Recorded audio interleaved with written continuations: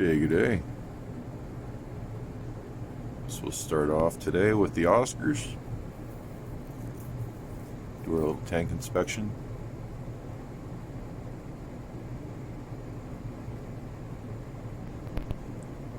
Inspection passed. Pretty simple. Look at those conditions.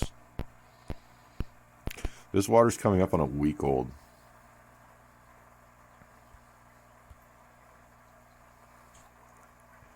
And I only do 50% water changes, maybe even 45%. Probably more like 45.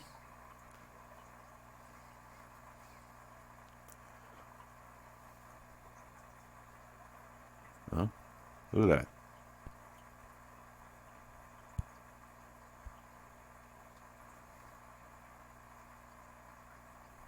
That's the power of 450 gallons.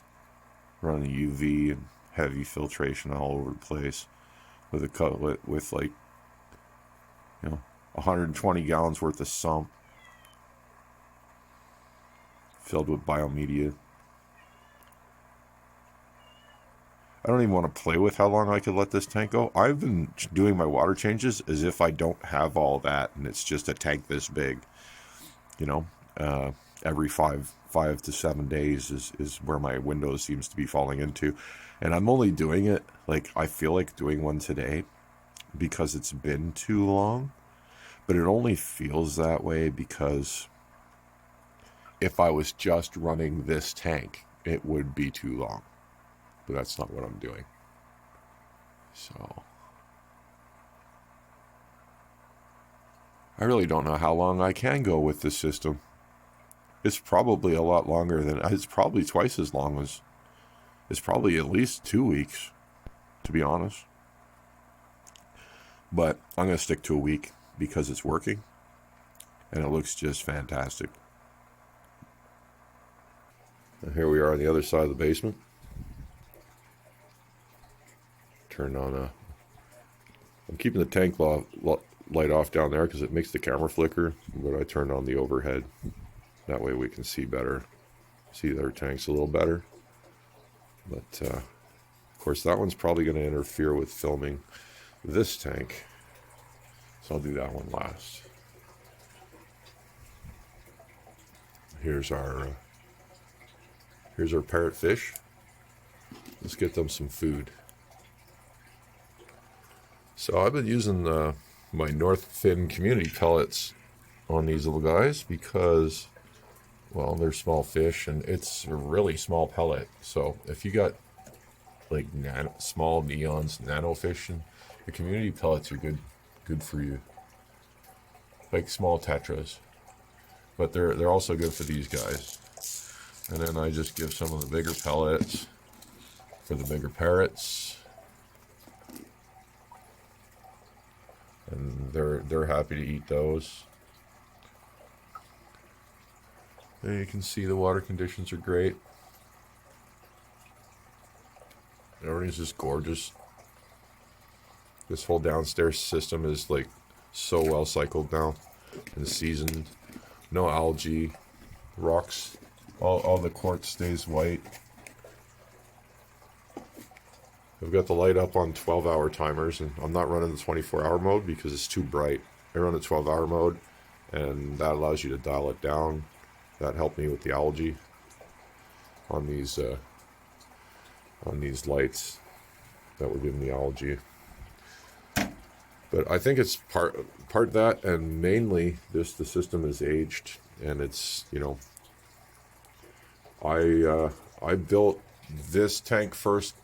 I think it was this month last year, a year ago. I put this tank down here. This was the first tank.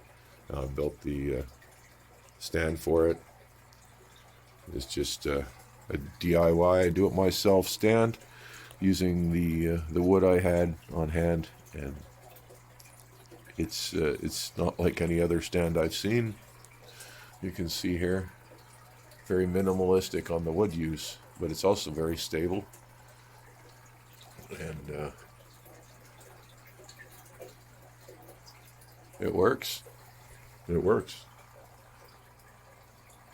See, I got foam on the tanks when I build these, because I don't have like all the equipment to make things perfectly square.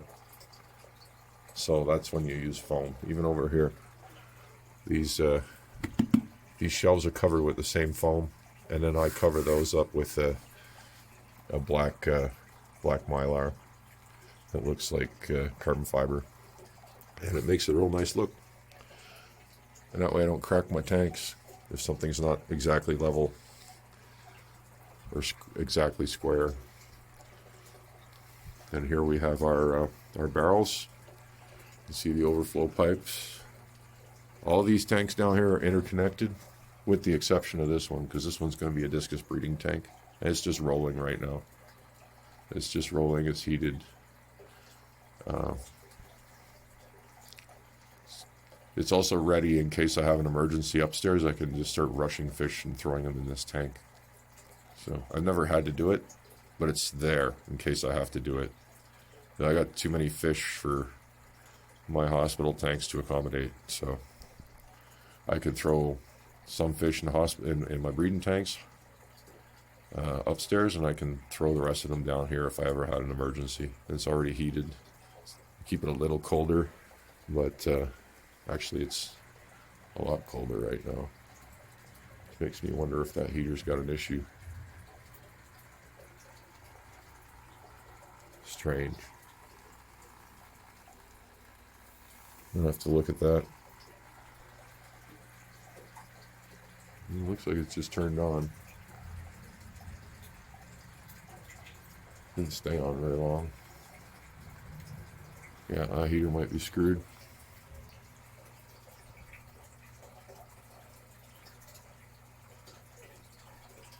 I just bought that heater.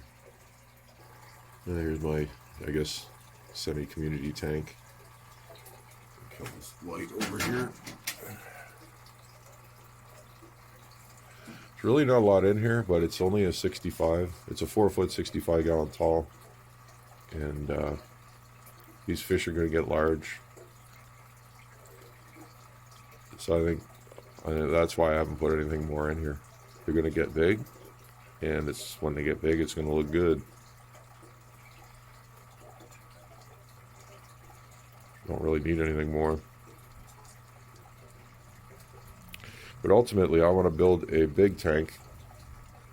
In the next year or so, I want to build a big tank over there on that wall. A big long one running along that wall, like 10 foot. And I'm going to put all these fish, these Oscars, and the ones I'm growing out in the community tank that are going to be large, in there. Then when I get those all in there, these tanks that are linked together, they're going to become discus grow out tanks for my breeding operation. And they'll be ready to go, seasoned, ready to go, and then all the big fish will go in the monster tank, and we're going to have a pretty cool operation by that point. I got some 30 gallons upstairs too. I've got to get going. I've got a lot of equipment to set up. It's just I'm on the wintertime pause right now. And we give him some pellets over here too. I can all work on that. And it's a bright sunny day outside today. We got the sun coming in the window. I think they like that. A lot of people say don't put a tank by a window, you get algae, but I'm fine. We're going to give him some bloodworm.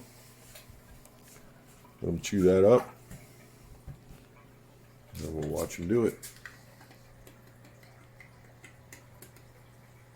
You can literally hear them crunching on it.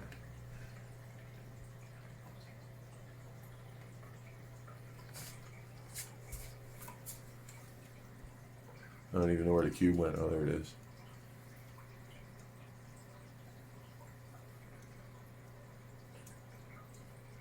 See, she doesn't compete, the new big blue girl. She's eating stray stuff, but she doesn't go in on the cube ever. I don't like that. She's gaining weight, so I can't complain, but she's a very docile fish.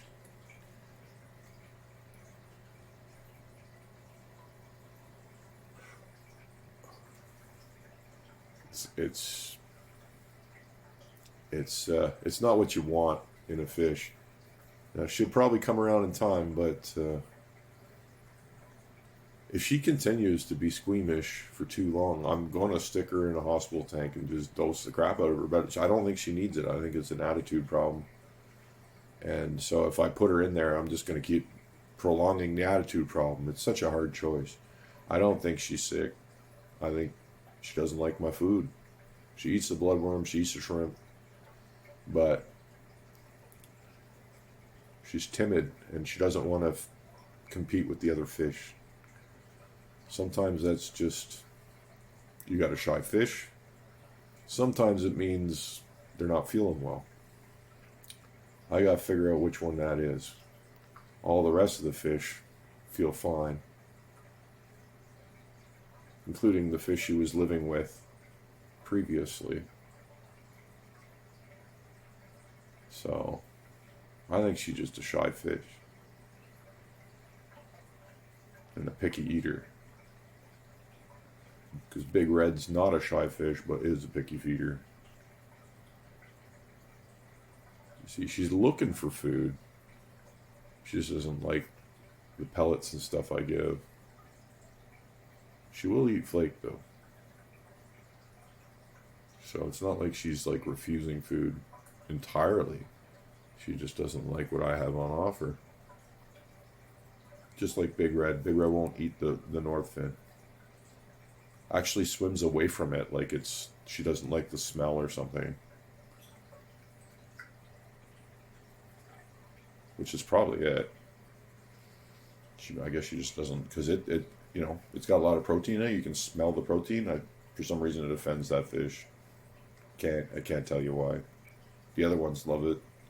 The majority of the fish in this tank will eat North Fin, but there's a few that won't touch it. The good part is all my young ones are eating the North Fin, and they're the ones that are growing. So, the ones who need to eat it are eating it. Anyway, this video is getting a bit on the long side. And it's just always nice to watch the fishies.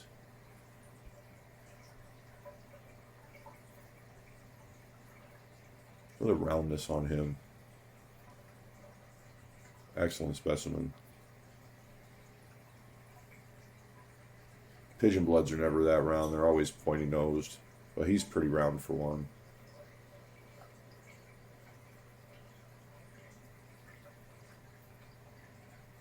Oh, there's Ely.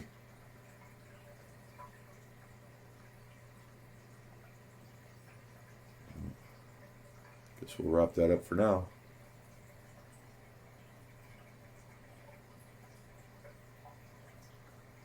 Clean and clear in the north.